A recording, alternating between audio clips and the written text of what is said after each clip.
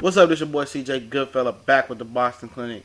Trying to hit y'all up with a couple videos. I really won't be back fully running to next Friday, God willing.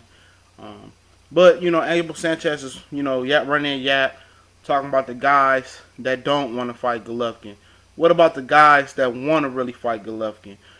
Starting off with Andre Ward around the Gabriel Rosado, Curtis Stevenson fight time. Andre Ward was calling out Golovkin really tough. And then he even went outside of his comfort zone, his character, to bash Golovkin on ESPN, calling him Little G, stuff of that nature, which is not Andre Ward's character to make the fight happen.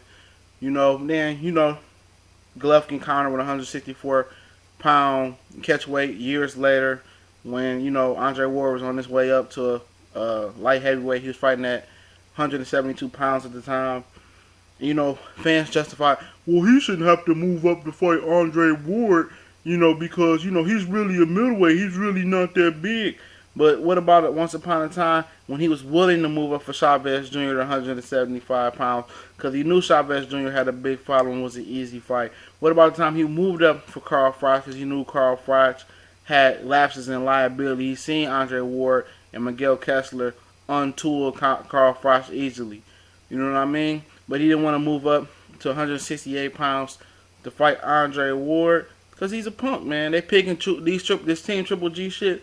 People act like he's the biggest killer out there, but they pick and choose the fights that they want. The only guy that he really fought that is a good fighter in my eyes is Martin Murray.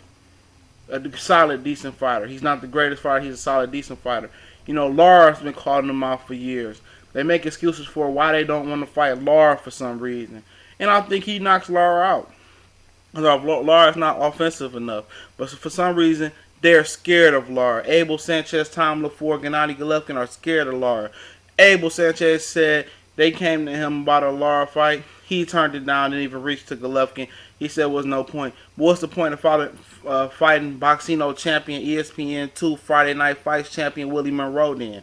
What's the reason for fighting Dominic Wade then? What if fighting Adamo, a guy who just had beat a guy that was like 9-32? You know what I mean? All these other guys. Ishida, because he knocked out James Kirkland. Come on, what's the point of fight these pointless ass fights? You know what I mean? I understand Daniel Gill. You know what I mean? He's a former world champion, the only former world champion that Gennady Golovkin has fought. You called out Miguel Cotto for all these years because he has your belt. No, it was about money. He brought a lot of popularity. You want to fight Canelo Alvarez because he has popularity and money. You want to be a superstar, and you're pretty much leaving out your prime at 34 years old and haven't fought a soul outside of Martin Murray. You know what I mean? Demetrius Andrade has openly talked about fighting you once he handles business at junior middleweight.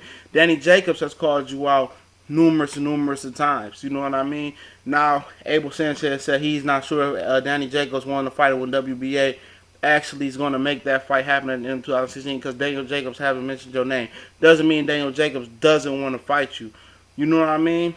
Plenty of guys have called out, Gennady Golovkin over the last several weeks. Chris Eubank Jr. has called him out, say, come over to the UK, big money fight at O2, or maybe you can make it happen in that big-ass soccer arena. The next greatest Mexican star that's out right now out of the new school, Gilberto Ramirez, Top Rank is willing to make that fight happen with you. But you seen Gilberto Ramirez put a boxing clinic on Arthur Abraham. You see how long, tall, and big and physical that kid is, and Gennady Golovkin doesn't want to take that challenge. The same people that say Floyd Mayweather and Pacquiao don't want to take new challenges, Gennady Golovkin has never took a challenge, and Team Golovkin has continued to protect him. So don't talk about Golovkin being great till he steps up.